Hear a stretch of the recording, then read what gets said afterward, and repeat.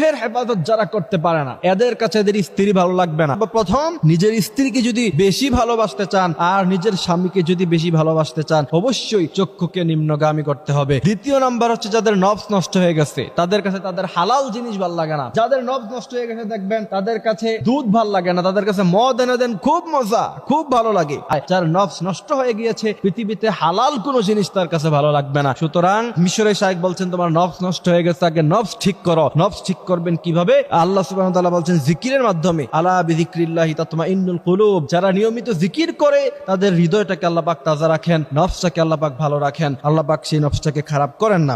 আর যাদের নফস নষ্ট হয়ে গিয়েছে, প্রচন্ড পরিমাণে চাহিদা করে, এদের কাছে হালাল কোনো জিনিস ভালো লাগবে না। আর স্বামী স্ত্রীর ভালোবাসা সেটা তো আল্লাহ তাআলার পক্ষ থেকে আসে, কিন্তু স্বামী স্ত্রীর বহির্ভূত যে সম্পর্ক, গার্লফ্রেন্ড বয়ফ্রেন্ড অথবা বিয়ে করার পরে যে পরকিয়া করে, এগুলি সব হচ্ছে শয়তানের পক্ষ থেকে। আর এই শয়তানের